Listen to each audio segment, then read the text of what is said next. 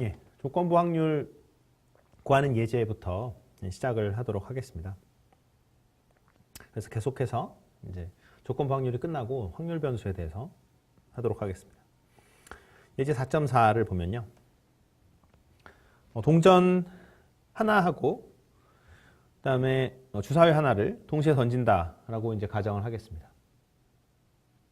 그래서 A라는 사건은 그 동전은 앞면이 나오고 주사위는 짝수가 나오는 사건, 그리고 B는 주사위가 4 이상이 나오는 사건일 때 여러 가지 확률을 한번 구해보도록 하겠습니다.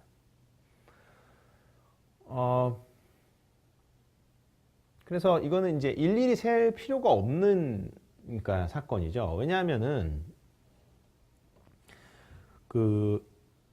어떻습니까? 동전을 던지는 것과 주사위를 던지는 것은 처음부터 독립이죠. 그렇죠? 왜냐하면 동전이 뭐가 나오느냐가 주사위의 숫자가 뭐 나오는 거랑은 아무런 상관이 없어요. 네. 그래서 대표적으로 독립사건의 예제가 되겠습니다. 그러니까 이거는 이제 그러니까 굉장히 중요한 건데, 그래서 가르치다 보면은 그 배반 사건하고 독립 사건을 전혀 구별을 못하는 경우가 있는데,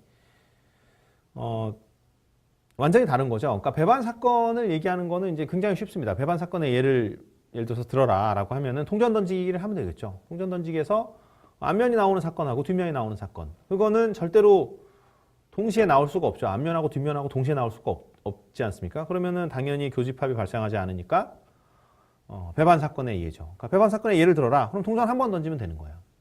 그러면 앞면 나오는 사건과 뒷면 나오는 사건은 배반 사건이다 라고 얘기를 하면 되는 거고, 독립사건의 예를 들어봐라. 그러면 이제 왠지 독립사건도 동전 한 번 던져서 독립사건의 예를 만들고 싶은데 만들어지지가 않죠. 일반적으로 동전 한 번을 던지면 절대로 독립사건의 예제를 만들 수가 없습니다. 그럼 어떻게 되냐? 동전을 두 번 던지면 돼요. 그래서 동전을 두 번 던지면 처음 동전이 예를 들어서 앞면이 나오고 두 번째 동전이 앞면이 나오는 사건, 그러니까 처음 동전이 앞면이 나오는 사건을 뭐 A라고 하고 두 번째 던진 동전이 앞면이 나오는 사건을 B라고 하면 그 A 사건과 B 사건은 독립사건입니다. 즉 첫 번째 던졌을 때 앞면이 나왔다고 해서 두 번째 던졌을 때 앞면이 나온다는 보장이 전혀 없죠. 즉 첫 번째 던진 그 동전의 결과가 두 번째 던진 동전의 결과에 전혀 영향을 주지 않기 때문에 이런 상황에서는 두 개의 이벤트가 독립이죠. 그렇죠? 그래서 독립 사건하고 배반 사건은 완전히 구별을 해주셔야 됩니다. 자, 어찌됐건 그래서 A라는 사건을 보면 동전이 앞면이 나오고, 동전이 앞면 나올 확률은 2분의 1이죠. 그렇죠? 주사위는 짝수가 나올 그 2분의 1이죠. 그렇죠? 그래서 그거는 해보면은 2분의 1 곱하기 2분의 1이니까 그냥 4분의 1 바로 나오고요. 그다음에 주사위가 4 이상이 나오는 주사위가 4 이상이라는 건 뭐예요? 4 또는 5 또는 6이죠. 그렇죠? 그러니까 당연히 2분의 1이 되겠고요. 그 다음에 PAB. 이거는 뭐냐면 A라는 사건하고 B라는 사건이 둘 다 될 그런 거를 얘기를 하는 거죠. 그래서 그걸 따져보면 사실은 어떻게 되는 겁니까? A라는 둘 다 된다라는 거는 동전은 앞면이 여전히 나오고요. 주사위는 짝수면서 4 이상이 나와야 되는 거죠. 그럼 4하고 6밖에 없죠. 그러니까 가능한 것이 앞면 나오고 4, 그 다음에 앞면 나오고 6밖에 없으니까 총 가능한 지금 조합이 12가지밖에 없어요. 그래서 12분의 2에서 6분의 1이 나오는 거를 금방 확인할 수 있습니다. 그 다음에 조건부 확률을 구하는 걸 한번 보면요. 이거는 바로 PB분의 PAB가 되겠죠. 근데 우리가 PB랑 PAB를 모두 알고 있기 때문에 바로 구할 수 있고요. 마찬가지로 조건부 확률을 이렇게 바로 구할 수가 있겠다라는 겁니다. 그래서 조건부 확률을 따질 때, 그러니까 어떻게 생각을 하면 되냐면, 그래서 여기 이제 이렇게 S라는 집합이 이렇게 있는 거죠. 전체 집합이 이렇게 있는데, 그래서 여기서 이제 A라는 사건과 B라는 사건이 이렇게 있어요. 여기가 A라는 사건이고 여기가 B라는 사건이죠. 여기가 B라는 사건인데, 그러면은 이거를 어떻게 하는 거냐면, 그러니까 뭐 예를 들어서 이거를 구한다. 저기 동그라미 한 거 이걸 구한다. 그러니까 PB가 이미 일어난 거죠. 그때 A의 확률을 구한다는 거죠. 그러니까 그냥 A의 확률을 구한다면 어떻게 되는 거예요? 그냥 A의 확률은 전체 면적분의 전체 샘플 스페이스의 면적분의 A의 면적 하면은 그게 A의 확률이 되겠죠. 그런데 그렇게 구하는 게 아니라 P A 기분 B 하면 뭐냐면 B라는 사건이 이미 일어난 거예요. 예. 그러니까 B라는 사건이 일어났을 때 그때 A라는 사건이 일어나는 확률. 그러면 어떻게 하는 거냐? 이 B라는 사건이 일어났기 때문에 여기 면적을 1로 생각하는 거예요. 그 면적에서 그 다음에 A가 일어났다는 얘기는 결국 이게 일어난 거잖아요. 왜냐하면 B가 일어났다고 한 상태에서 A가 일어나니까 요게 일어난 거죠, 사실은. 예. 그래서 요거에 그러니까 전체 면적이 요게 되는 거죠. 그래서 이 면적분의 여기 교집합의 면적을 따져주면 되겠다. 그러니까 이게 수식상으로 적으면 어떻게 되냐면 정확하게 이렇게 되는 거죠. 즉 여기 PB가 이 B의 면적이 되는 거고요. PAB가 교집합의 면적이 되는 거죠.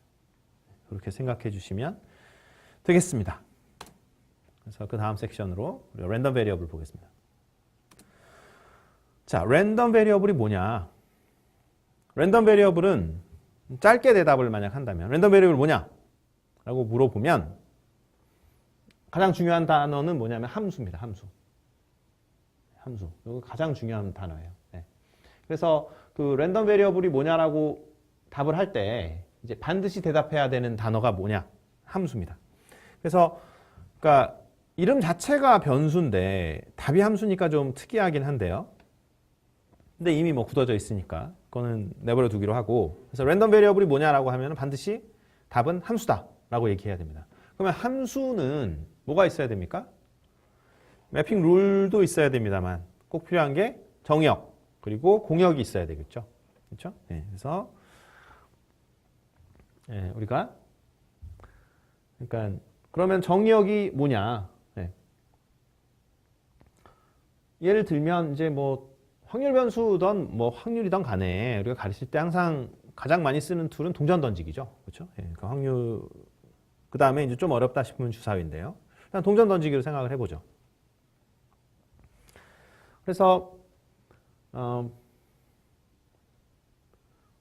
정의역을 우리가 이제 도메인이라고 하죠. 그렇죠? 예, 그래서 그러니까 우리가 동전 던지기를 생각하면은 이 확률 변수의 도메인이 뭐가 되는 거냐면 앞면 또는 뒷면이 되는 거죠. 그러니까 이거는 지금 그 샘플 스페이스를 얘기하는 겁니다.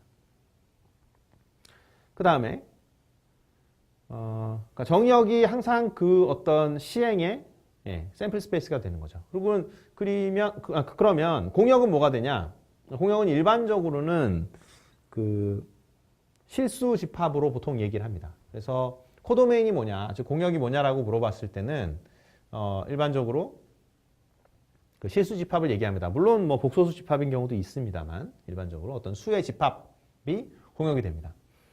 여기서 한번 예를 들어보면 그 앞면은 1로 이렇게 할당하는 여기 지금 함수가 있죠. 그렇죠? 앞면을 1이라는 숫자에 할당하고 뒷면이 나오면 뒷면은 0이라는 숫자에 할당하고. 네. 그래서 이러한 확률 분포 이름이 붙었습니다. 이게 지금 베르누이 확률 분포가 되겠죠.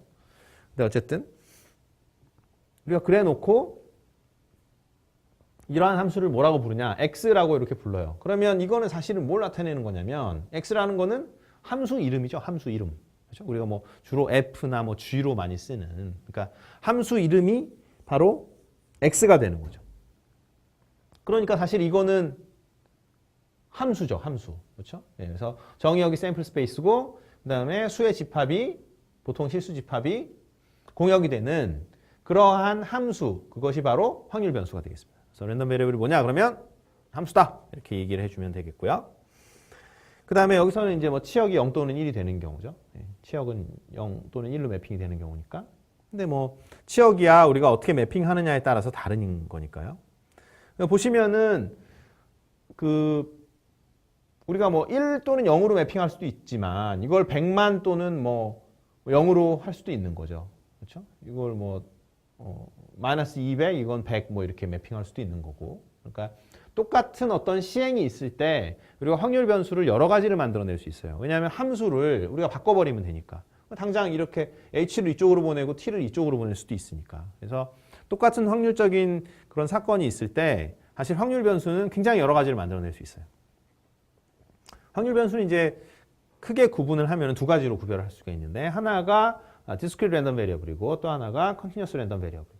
그러니까 이거는 어떻게 되겠습니까? 당연히 0 또는 1 이산적인 숫자죠. 그렇죠? 예, 정수니까. 그래서 이거는 이산 확률 변수가 되겠습니다. 지금 예를 든 확률 변수는 이산 확률 변수가 되겠죠. 연속 확률 변수는 여러분들이 이미 다 알고 있는데요. 뭐가 있습니까? 정규 분포를 갖는 확률 변수가 있겠죠. 자, 그래서 확률 변수에서 이제 그러면 확률 변수라는 게 어떤 게 있다. 그러면 우리가 그 확률 변수를 어떻게 표현할 수 있는가? 그 표현에 문제가 있죠. 예를 들어서 뭐 사람을 표현하면 뭐 얼굴이 뭐 어떻게 생겼고 뭐 피부 색깔이나 뭐 아니면 뭐 눈의 크기나 뭐 이런 것들을 뭐 몸무게나 이런 것들로 이제 사람을 표현하죠. 디스크립션 하는 것처럼. 그러면 확률 변수라는 것이 있는데 이것을 우리가 어떻게 표현할 것인가 라는 문제가 있습니다. 그래서 어떻게 표현을 하냐면 누적 분포 함수로서 표현을 합니다.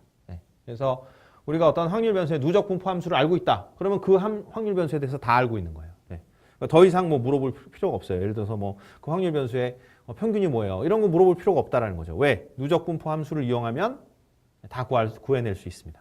그래서 누적 분포 함수로 우리가 확률 변수를 완벽하게 나타낼 수 있다. 누적 분포 함수는 영어로 Cumulative Distribution Function 해가지고 약자로 CDF라고 많이 부릅니다. 그래서 누적 분포 함수는 보통 이렇게 대문자 F를 쓰는 경우가 많아요. 그러면은 누적 분포 함수의 의미가 뭐냐? 어떤 확률 변수, 캐피탈 X, 그러니까 대문자 X의 누적 분포 함수는 그 확률 변수가 어떤 작은 이 little x보다 작거나 같은 확률을 우리가 누적 분포 함수라고 합니다. 그러면 이건 확률이니까 당연히 어떻게 돼요? 0 또는 1 사이에 있겠죠. 그래서 우리가 이 CDF, 그러니까 Cumulative Distribution Function의 성질을 보면은 항상 0에서 1 사이에 있어요. 그 이유는 이게 확률이니까. 그렇죠?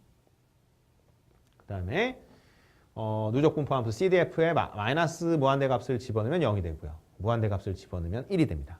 그것도 뭐 당연하겠죠. 왜냐하면 어떤 확률 변수가 마이너스 무한대보다 작다는 얘기는 아예 그런 사건이 일어나지 않는 게 되니까 0이 되는 거고요. 여기 무한대가 되면 항상 그 사건이 일어나게 되니까 1이 되겠습니다.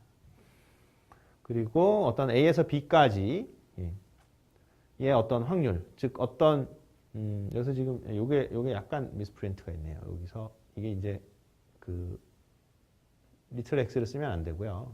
대문자 x를 써야 되겠죠. 그죠? 대문자 x입니다. 그래서 확률 변수가 A에서 B까지 에 있을 그런 확률, 그것은 누적 분포 함수를 알면 그냥 구해낼 수 있다는 거죠. 그러니까 아까 말씀드렸듯이 이 누적 분포 함수는 확률 변수에 대한 모든 정보를 다 가지고 있어요. 그래서 뭐 구하고 싶은 게 뭐든 간에 그게 평균이든 분산이든 뭐 나중에 이제 배울 뭐 characteristic function이든 뭐든 간에 다 구할 수 있다는 거죠. 그리고 오른쪽에서부터 연속인 그런 특징을 갖고 있습니다. 그 다음에 감소할 수는 없어요. 왜냐면은 이게 지금 100보다 작거나 같은 확률하고 200보다 작거나 같은 확률인데 200보다 작거나 같은 확률은 어떻게 됩니까? 100보다 작거나 같은 확률보다 당연히 크거나 같을 수밖에 없죠. 줄어들 수는 없는 거예요. x를 계속 늘리면 이전 사건들은 다 포함이 되니까. 그래서 항상 증가하거나 적어도 감소하지는 않는 함수다. 그게 바로 누적 분포 함수의 특징이 되겠습니다. 그래서 예를 한번 보면요. 파라미터 P를 갖는 베르누이 확률 변수. 아까 말씀드렸던 게 이제 베르누이 확률 변수였죠. 그래서 파라미터는 뭐냐면은 그 1이 될 확률이에요. 그래서 파라미터 P가 하는 의미는 뭐냐면, 그러니까 지금 x가 1일 확률이 지금 P예요. 당연히 x가 0일 확률은 얼마가 되겠습니까? x가 0일 확률은 1-P가 되겠죠. 네, 지금 이런 상황입니다. 자, 그때 이 확률 변수의 어떤 그 PMF하고 CDF를 한번 구해봐라. 그래서 PMF라는 건 뭐냐면, PMF라는 거는 Probability Mass Function이라 그래서 이산 확률 변수에서 그 확률 자체를 나타내는 거예요. 그래서 이산 확률 변수의 경우에는 우리가 PMF를 알면 완벽하게 그 이산 확률 변수를 나타낼 수 있습니다. 그것에 관해서는 좀 더 자세히 다음 강의에서 진행하도록 하겠습니다.